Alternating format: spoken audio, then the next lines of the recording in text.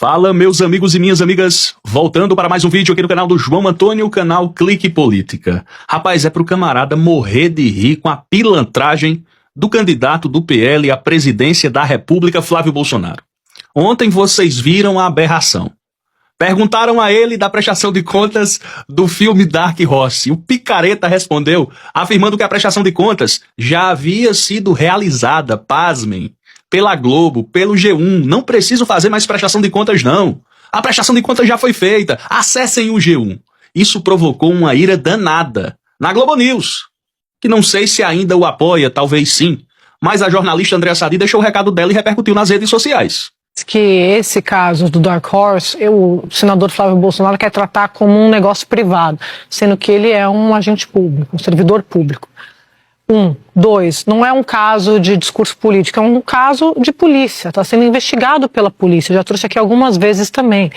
O próprio diretor-geral da PF, o Andrei Passos Rodrigues, já esteve aqui no Estúdio I falando sobre as linhas, cenários de investigação e como eles estão fazendo uma apuração para saber o que aconteceu de fato com esse dinheiro. Portanto, a prestação de contas não só não foi feita, como ninguém tem conhecimento disso, de onde de fato foi usado, para onde foi de fato esse dinheiro. Então, só para deixar claro que esse é um caso hoje de polícia, não é um caso de política que você consiga, ou nenhum business. Não é disso que se trata, porque está bem claro pelo que os investigadores estão dizendo. Essa fala da Andréa Sadi reflete a picaretagem do senhor Flávio Bolsonaro. O cabra é picareta. Ele quer dizer que o caso dele com Vorcaro é um caso privado que nada tem a ver com questões públicas. Tem tudo a ver. Houve roubalheira no Rio de Janeiro, como vocês já sabem. E o dinheiro do Dark Horse não foi para a produtora. Foi lá, para o fundo Heaven Gate, do advogado de Eduardo Bolsonaro. Pois bem, o clã, em tela, é acostumado a misturar o público com o privado. Basta analisarmos o passado, né? 51 imóveis comprados com dinheiro vivo, loja de chocolates que era uma verdadeira lavanderia de dinheiro público roubado da Lege. Quem está dizendo isso é o Ministério Público e o mérito nunca foi julgado. Pasmem vocês! Pasmem vocês! O ministro André Mendonça continua chorando depois de atacar os colegas do Supremo Tribunal Federal, porque o ministro Flávio Dino acabou com a blindagem do Flávio Bolsonaro. Ele agora está dizendo que durante certo período não foi feliz no tribunal. Houve uma época de infelicidade. Trabalhe corretamente, ministro Mendonça. Tá ficando feio pro senhor. Ficando feio demais. Os 2 primeiros anos, não os 3, eu fiquei 3, mas os 2 primeiros anos ali no tribunal foram períodos de muita infelicidade para mim. Ou seja, se aquilo fosse um ideal de vida, eu teria que deixar no dia seguinte. E mesmo hoje, podem ter certeza, é muito mais o ônus e a responsabilidade do que qualquer outra coisa. E um dos jornalistas que tem batido forte na parcialidade do ministro Mendonça é o jornalista Reinaldo Azevedo. Porque essa raiva do Mendonça não é apenas do Flávio Dino, não é apenas do Alexandre de Moraes, é também do Procurador-Geral da República, o Dr. Paulo Gonet. Porque o Paulo Gonet descobriu o óbvio.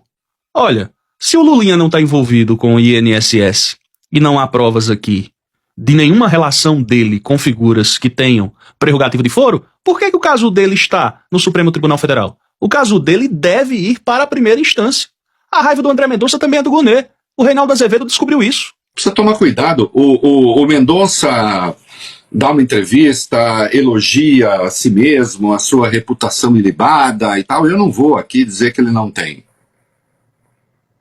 Agora, precisa tomar cuidado quando esse entorno, esse substantivo abstrato, fica criando suspeição, ambiente de suspeição contra uma pessoa decente como é Paulo Gonet. Realmente independente, técnico. O que ele está dizendo, o que a Procuradoria está dizendo é que não há conexão com o INSS e o fato de ter careca lá, careca cá, não quer dizer que a conexão está criada. Porque vamos lá, Por que é que o caso do INSS está no Supremo?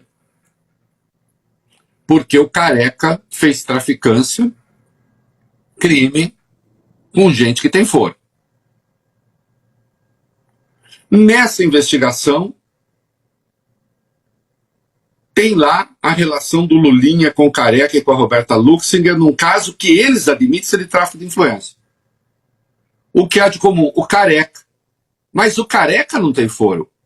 O caso do Careca está lá por causa do foro dos outros. Dizer que o foro se desloca para o Lulinha é uma aberração. Até a TV 247 comentou um artigo publicado pelo jornalista citado por mim, chamou tanto a atenção de Brasília que viralizou em outros canais, que repercutiu em outros canais.